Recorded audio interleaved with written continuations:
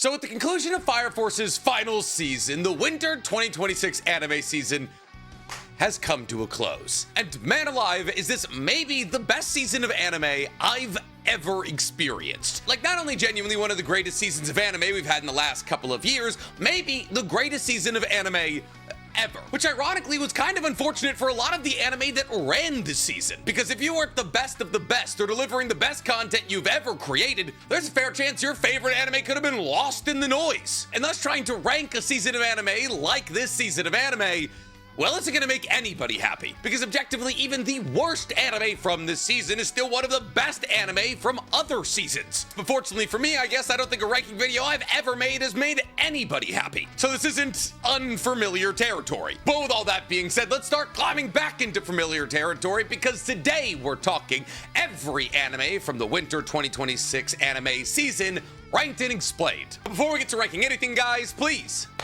for me, like this video, subscribe to the page, and hit that noti bell. And if looking for one additional NC Hammer 23 video every single week, guys, you can go ahead and find my Naruto reaction series using the fourth one link in my description below. We are on to Gaara versus Sasuke. Not excited about this one. There is no way to talk about this most recent season of anime without stepping on a couple of toes. But when you rank a season like this, you can't just do it based off hype. You can't go off what had the highest score on my anime list or IMDb. You can't just talk about what got clipped the most on TikTok or what people were yelling about the loudest on Reddit. You gotta really dive into the meat of what these anime accomplished this season. What arcs did they adapt? What themes did they actually explore? What are the moments from this season that truly stuck with us? And what did these seasons of anime do differently from their prior seasons if they had one? Because listen, if we're being real, every single anime we're going to talk about today has something going for it. Very much so, including our last place or 8th place spot. Because coming up at number 8 on our list, ranking every single one of the anime from the winter 2026 anime season, we have Vigilantes. And listen, I know there's some of you out there who probably believed that Vigilantes was going to be higher on this list because it's tied to MHA. And I was incredibly vocal about the fact that I believed that My Hero Academia's final season was not only its best season, but also a legitimate candidate for Anime of the Year. Unfortunately, comparatively, especially to the last season of MHA, Vigilantes just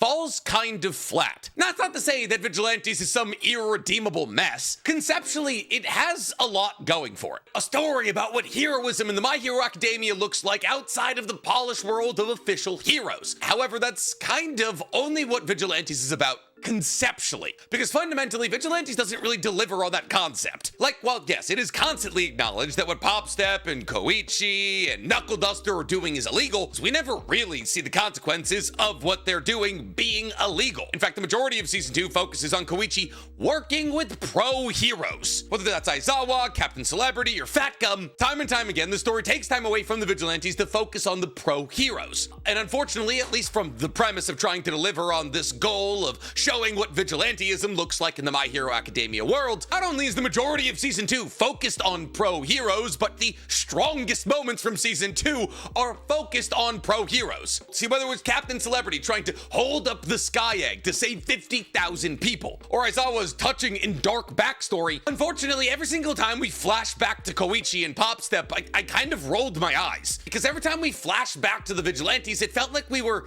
engaging in some kind of B-plot. Oh, I hope you enjoyed watching Aizawa's incredible backstory, or watching All Might dice a tofu monster. Do you want to see Koichi and Popstep get ready for their 14th regional supermarket idol competition? No, I don't. And therefore, Vigilantes rarely delivers on its own premise, as it continually undermines the importance of Vigilantes by having the most important plot moments focus around pro heroes. Now, I guess fortunately or unfortunately, depending on how you look at it, like with season 1, if you wanted good rough and tumble vigilante action, we had to focus on Knuckle Duster. As just like in season 1, how the best moment was when Knuckle Duster fought against his eyeballed daughter, the best moment in season 2 outside of Aizawa's backstory is Knuckle Duster versus number 6, or the Scar Man. But the key difference between season 1 and season 2 is that Knuckle Duster is substantially less in season 2 than he is in season 1. And we replaced the time that we spent focusing on Knuckle Duster in season 1 by spending spending time with Aizawa in Season 2. And while that does lead to an overall better product in Season 2, it also leads to an inherently less Vigilantes-focused product. So there's some good things about Season 2 and also some not so good things. And thus, if I had to give Season 2 of Vigilantes a ranking, I'd probably give it somewhere around a 7.1 or a 7.2, which places it pretty firmly in our last place spot. And Vigilantes is kind of the only anime we're going to talk about today that I have bad things to say about. He's coming up at number 7 on our list, ranking all of the anime of the Winter 2026 season. We have Oshi no Ko Season 3. And listen, I know some of you are completely blown away that I would dare place Oshi no Ko Season 3 this low. But I'm telling you, it's not because I think Oshi no Ko's third season was bad. I just think everything else was better. There hasn't been a season of Oshi no Ko I don't like. I think it is a gripping exploration of not only how TV and movies take advantage of their child actors, but also how the landscape of media is changing with the advent of things like social media as a career. And season 3 of Oshi no Ko has the balls to do a lot of things that previous seasons didn't. We see Aqua taking a relative step out of the spotlight as the main character, as he believes that the investigation that he launched into Lorelei in season 2 allowed him to find the identity of the person who killed his mother. And thus from this season, we kind of just see Aqua trying to climb the social ladder, trying to become the actor he's kind of always wanted to be. But we get the complete inverse from Ruby, who becomes a substantially more interesting character in season 3. But we also got to the moment, the moment where Ruby realizes that Aqua was her doctor in their previous lives, and that when he was that doctor who was an adult when Ruby was a child, said that when Ruby turned into an adult, he would marry her, and Ruby brings that back up, even though they're now biologically twins. Now, this moment unfortunately had the backing of what was effectively, I think, the best score of Oshi no Ko ever, which is what Oshi no Ko's third season got. I mean, the music throughout the whole season is incredible, but yeah, we're there. We're at the point where you kind of have to stop watching Oshi no Ko. So, like, was the season good? Yeah, the world is compelling. The commentary on media is incredible. The show looks gorgeous. The soundtrack is incredible. But the sibling stuff really, and it's not even really just sibling stuff. It's also like light pedophilia. That really muddies the waters. So on account of the fact that Oshi no Ko is a good show built in a good world that is completely derailed by a 100% unnecessary plotline, I really can't put it any higher than number 7 on this list. And if I'm being entirely honest, I don't know how to rate this season, because this show, unfortunately, does like a million things correct. But it's like watching your buddy hit on a 10 out of 10 at the bar and start doing oddly well for himself until eventually he shoots himself in the foot by saying something stupid like, "Oh, you look just like my sister." I don't know how to feel about Oshi no Ko anymore. I'm kind of sad about it, actually. Anyways, enough about that. Let's head to our number 6 entry. Because coming up at number 6 on our list, ranking the best anime of the Winter 2026 season, we have Hell's Paradise Season 2. Listen, it's kind of from this moment on that this list starts to get a little bit painful. Vigilantes and Oshi no Ko both have reasons to be at the bottom of this list. Hell's Paradise just objectively really doesn't. Every anime we're going to talk about from this moment on, I like a lot. And in no case is that more unfortunately true than with the second season of Hell's Paradise. A season of anime that, mind you, could have been the best anime of the season in a weaker season. Like, the spring 2026 anime season. You put Hell's Paradise's second season in legitimately any other season of anime, and it's top 3.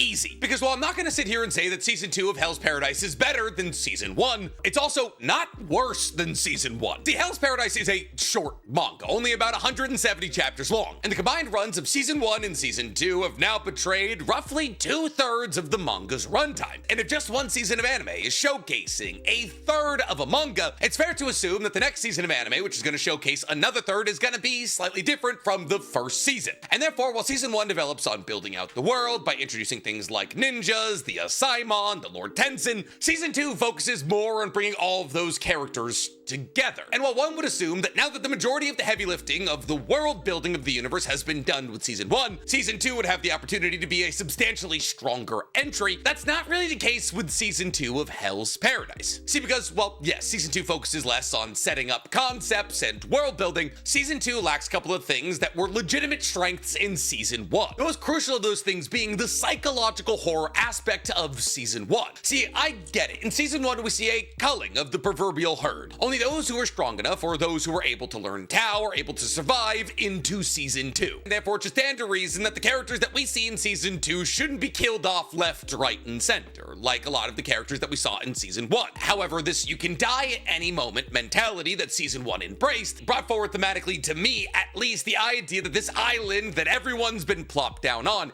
is truly hell, and not heaven like it's so named. See, Season 2 takes more of a shonen-esque approach to Hell's Paradise's story, while Season 1 felt more like a psychological thriller. The enemy is no longer the island itself. It's not giant, abhorrent monsters or man-faced butterflies. It's just the Lord Tenzin. And therefore, when Season 2 isn't focusing on explaining Tao to us for the 13th time, it's focused on, unfortunately, kind of a repetitive fight cycle is, oh, these criminals, or these Asaimon, or the combined forces of these criminals and these Asaimon are fighting against these barely identifiably different characters in all of the Lord Tenzin. And while we do get some incredible moments out of Season 2, like Shion exhausting himself to the point of near death in a battle against, I believe, Mudan, as he understands that with his Tao affinity he won't be able to cut down this Lord Tenzin in any other way but cutting down his regeneration, and we get the Yuzuria and Gabimaru fight against Ron. Unfortunately, when I look back at Season 2 of Hell's Paradise, there isn't really a distinguishing moment where I'm like, oh, this was the peak of the season. Every episode in the season is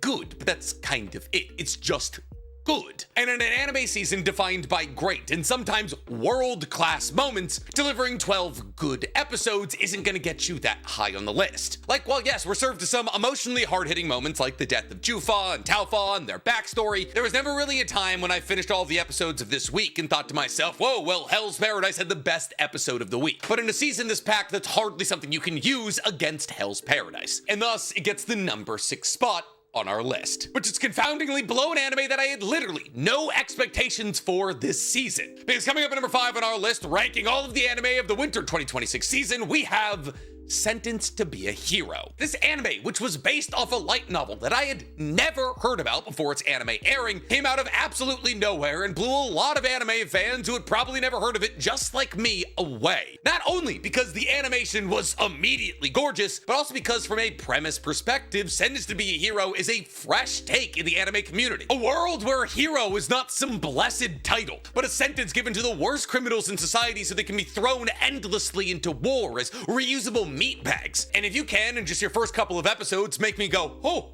that's a good idea, you're probably gonna have me for the entirety of your first season at least. However, if I'm being entirely real, it's really not until the end of Season 1 that the show begins to deliver on its own premise. See, even though throughout the entirety of Season 1, there's a thematic undertone that the government is using religious extremism to not only justify turning people who probably don't deserve to be turned into heroes, but also to convince all of society that the people who are turned into heroes are the worst of the worst when it comes to criminals. We don't really get to see the dark part of the corrupted underbelly of the government that exists above the heroes that we interact with on an episode by episode basis until the last 2 or so episodes of Season 1. And I'll admit, up until those last 2 or so episodes of Season 1, I called Sentenced to Be a Hero fantasy slop. Well, animated kind of meaningless fights where a blandish MC spammed one-liners while he whipped his knives at eldritch horrors. And while in the first 10 or so episodes there are some definite bright spots, like anytime Norgal is on screen, or the introduction of other heroes like Rhino and Jace, even these moments don't really break out of what I would call fantasy slop. It's good, it's pretty, but it's not necessarily interesting. We're not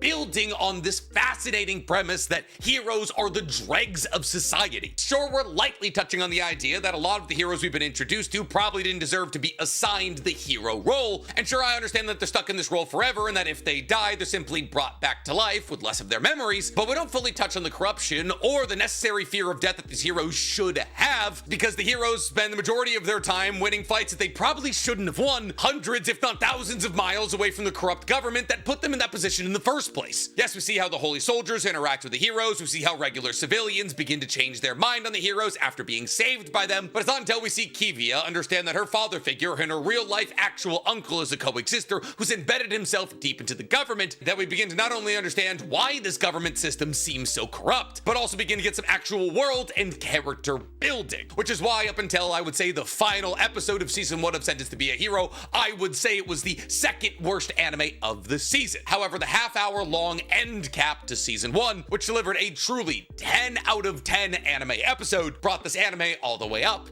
to number 5 for me, which is massively impressive for an anime in its first season in a season this packed. But unfortunately for Sentence Be Hero, the fact that it was so back-end heavy means that it never really stood a chance against some of the true heavy hitters of this season, like our number 4 entry. Because coming up at number 4, ranking every anime from the winter 2026 season, we have Fate Strange Fake. Now listen, I know I can hear all of the Fate fanboys already trying to reach through the monitor to choke me out. This is a great entry from the Fate series. The best entry from the Fate series since, well, actually probably Babylonia. Babylonia was good. I was gonna say Apocrypha, but Babylonia was also really good. And that was just like objectively not that long ago. Fate's good. It's really consistent. And the fact that Fate Strange Fake is good is kind of interesting because it undoubtedly had the hardest job out of any anime this season. It had to feel recognizably faked, but not redundant. Something that Fate has done an incredible job at for years now. See, if there's one thing that Type Moon and the Nisei-verse isn't afraid of, it's to use the same format, but mix up the answers a little bit so nobody can tell that they copied their answers from somebody else. It's just in this case, everybody's copying off Fate Zero. Because obviously at the core of every Fate entry, we have to have some kind of hero summoning ceremony. However, after almost every single entry after Zero, that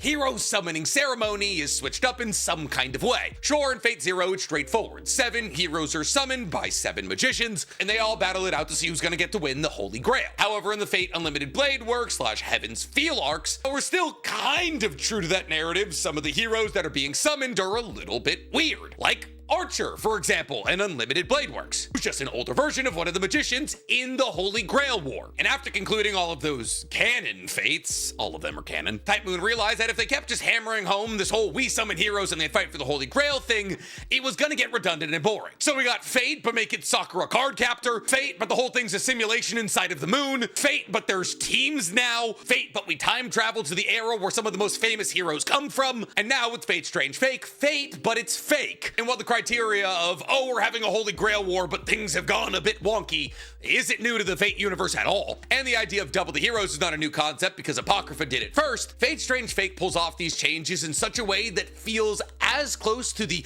original content as we've had maybe ever. Fate Apocrypha barely feels like a Fate story. Fate Babylonia is a time-traveling story. Fate Strange Fake feels like a Holy Grail War that's happening in the same universe as the 4th Fuyuki Holy Grail War. And that's because, objectively, it is. And Fate Strange Fake has all of the things that make Fate work. Gilgamesh and Enkidu have their cursed yaoi moment, Gilgamesh dies, Berserker is a wild card, Caster does some bullshit, the magician that we spent the most time focusing on gets killed unceremoniously, the Ainsburns refuse to not be a part of everything, and a blonde person who won't stop yelling about Excalibur refuses to die. Tie all this together with what seems to be a staple in the Fate community, which is just some of the greatest fights you've ever seen, whether it's Gilgamesh versus Enkidu, Jack the Ripper versus Heracles, or whatever he turns into, I've forgotten the other name, or whatever the hell happened in Mr. Black's reality marble. Time and time again, Fate proved to us why it's been a mainstay in anime for almost 20 years. And that is industry-leading fight animation. But if we're being entirely real with ourselves, Fate Strange Fake is still very much in its setup process. Yes, a couple of the heroes have died. Yes, a couple of the sorcerers have died. But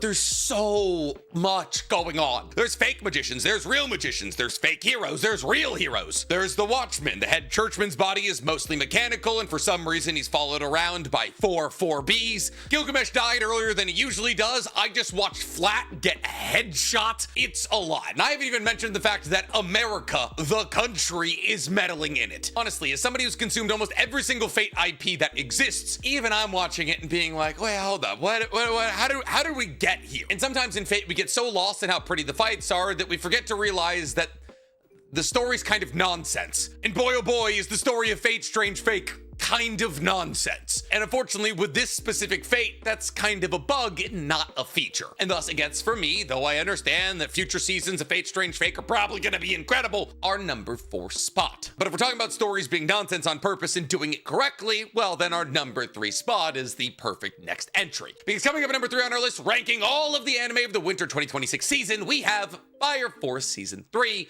Part 2. Now listen, I'm willing to admit that this is absolutely biased. I'm a Fire Force fan. Let that inform any opinion you have about me fully. It's got flaws as an IP. I'm willing to admit that. And yes, there was an entire episode this season dedicated to Tamaki, the 17-year-old, becoming the symbol of lust in the Fire Force universe. And before that episode, we took a weirdly artsy, real footage break to tell all the fans of Fire Force that regardless of what you say on social media, I don't care. I being the mangaka, whose name I don't actually know. And could I fault anybody for dropping Fire Force because of how Tamaki's character is treated? No, I couldn't. It's objectively weird. And could I fault anybody for dropping Fire Force because of how bad Core 1 of Season 3 was? Also, no. It was the worst Fire Force that's ever been delivered by a wide margin. But if you can get through that, Core 2 of Season 3 absolutely rips. See, in the same vein of Fate's Strange Fate, Core 2 of Fire Force's 3rd season is filled to the brim with incredible fights. Whether it's Benimaru clashing against his adopted father's doppelganger so hard that it literally turns the ocean into the wave of Shiganshina, or Benimaru one-shotting his own doppelganger who supposedly could have destroyed the entire world,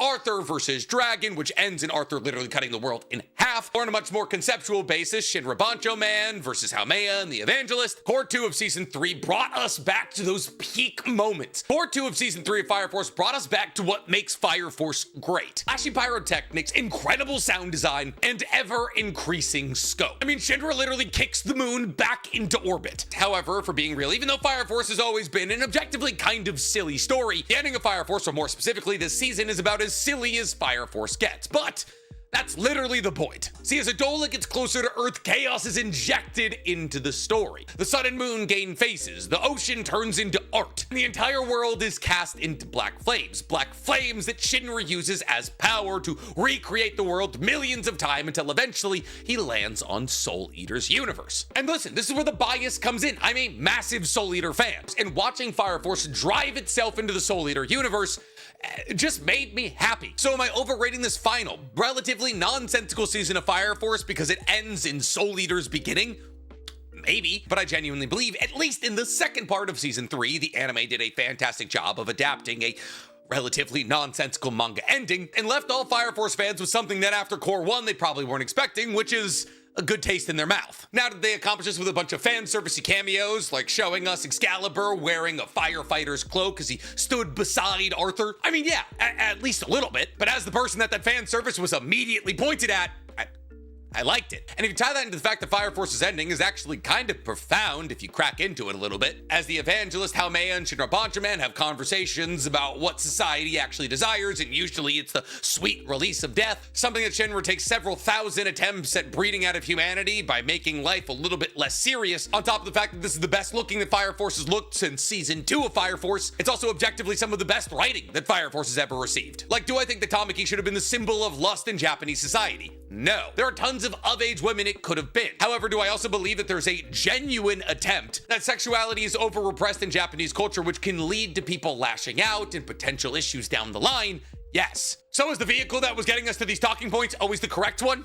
Nope. But at least we got to them. But unfortunately for Fire Force fans all across the globe, even my biased mind couldn't put it above our number 2, or especially our number 1 entry. Because coming up at number 2 on our list, ranking all of the anime of the winter 2026 season, we have Frieren Season 2. And yes, I know, the vast majority of you probably expected this to be number 1. I am very vocal about how much I love Frieren. And if we're looking at general consensus, broad public favor, and whose fans scare me the most, then yeah, Frieren probably should be number 1 on this list. Because Frieren Season 2 is great. To me, it's not as good as Season 1, but it's also less than half the length of Season 1. It's actually pretty close to a third of the length of Season 1. And while length isn't the only indicator of quality, over the course of 28 episodes, you're gonna have more opportunity to do impressive things than you do over the course of 10 episodes. But that being said, if we are just looking at episode by episode quality, then Season 2 is pretty close to Season 1 in terms of quality. See, because Season 2 of Frieren is excellent. In some ways, it's actually more impressive than Season 1. See, because the first season had to establish this tone and prove that this quiet, reflective fantasy anime about memory and emotional delay could hold the attention of a modern anime watching community. In Season 2, not only had to hold on to this precedent, but also expand the world as Frieren's party made it to the Northern Plateau. The universe needed to not only simultaneously get more dangerous, but also hold on to the sentiment that the journey is always always more important than the destination. Frieren has to grapple with this idea that we are entering into an area with less humans and more demons, and yet we still have to tell a human-centric story. And that's kind of the most impressive thing about Season 2 of Frieren, even as it introduces more and more powerful antagonists, people like the Sword Demon in Revolt. Even as the story becomes more structurally in anime, as clear fantasy trials and bigger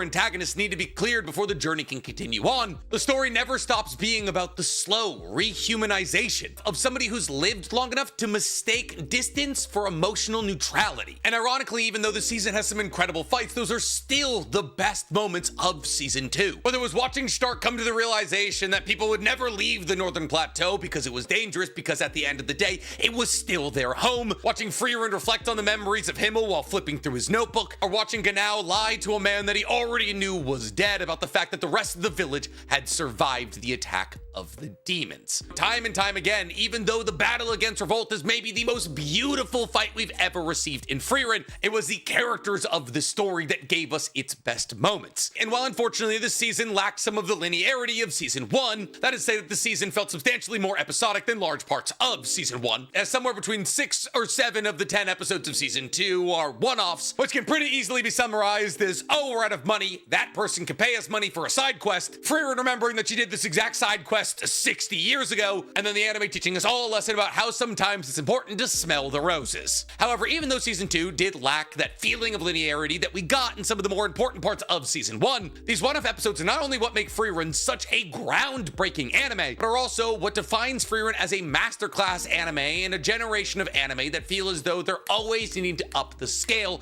in order to hold people's attentions. But simply because even though I do believe that the episodes that revolve around Ganao in Season 2 are probably the best episodes of Frieren we've ever gotten, unfortunately that was but a small section of Season 2 of Frieren. And I believe our number 1 entry didn't just deliver 3 or so of its best ever episodes, I believe our number 1 entry delivered 12 of its best ever episodes. An entire season front to back that could be considered a masterclass in shonen anime show running. And thus, probably to no one's surprise, coming up at number 1 on our list, ranking all of the anime of the winter 2026 season, we have JJK Season 3. There is nothing, and I mean nothing, to not like about Season 3 of JJK. The only possible complaint that one could have about Season 3 of JJK is that it wasn't 24 episodes like Season 1 and Season 2. Outside of that, if you liked anything about Season 1 or Season 2, you would adore Season 3. Season 3, to me, and the advent of the Culling Games, is truly where JJK begins to hit its stride. Lines are drawn in the sand, and the Jujutsu Society and Kenjaku find themselves on opposite sides of that line. And for the first real time in JJK, there is a clear, definable goal that multiple characters are working towards: the killing of Kenjaku, the ending of the Culling Games, and the exercising of Sukuna. And front to back, this entire season is not only just the directors of every episode flexing on us that they might be the best to do it in the game right now. I mean, they made 20 minutes of Tengen yapping about the rules of the Culling Games somehow interesting. The biggest controversy to come out of this season is that an episode dedicated to breaking down 10 hyper-specific rules about a death game got a 7.7 out of 10 on IMDb. That's still an objectively really good rating. And what that comes down to is direction. Not only were the directors filming some of the most artsy shots to ever be animated, like the season opening with Yuji trying to wash the blood of the Shibuya incident off his hands, him sitting alone on a stairwell basked in the red light of the stained glass window above him, sequences of Megami and Yuji being led to different parts of Tokyo by different people, trailing behind the person leading them by just enough to lose sight of them as they round corners, the entirety of the Zenin extermination. I don't even know how to begin getting into it, or everything that happens over the glorious 28 minutes of the Sendai Colony episode. Every directorial choice made over the course of these 12 episodes of Season 3 was perfect, somehow elevating one of the most popular manga arcs of all time in the Culling Games to an even higher level of art. And if you want to talk about the fights from this season, where do you even start? Whether it was Takaba drop-kicking Iori, Megami and Reggie Star's shower brawl, Higuruma's mallet machine gun, or the pure ecstasy injected into both of our eyes that were A, the Zenin extermination, and B, the Sendai Colony. I mean, the extermination of the Zenin clan is a 25-minute Kill Bill reference that not only expands on the extermination as it took place in the manga, but also actively shouts out other prolific directors that inspired these directors to make the highest level of anime I've truly ever seen, at least within the confines of true shonen. Like I said, there is nothing this season does incorrectly. There are very few things that this season doesn't do perfectly. Kirara's fight is expanded upon. She mistborn flicks coins to jump to. Yuji and Hikari's entire conversation sitting in Hikari's little den is rotoscoped. Hell, they even made Yuji fighting against a girl whose head is a jet and a guy whose head is a propeller fun and interesting. This is the best season from a show that has no bad seasons. And for that, it gets the #1 spot. But what do you guys think? If you had to sit down and rank all of the anime from the winter 2026 anime season, who would you put at the #1 spot? Let me know in the comments below. And while you guys are down there, please, for me, like this video, subscribe to the page, and hit that noti bell. Listen, I know, I need to watch You and I Are Polar Opposites. I keep getting TikTok clips of it, and it looks hilarious.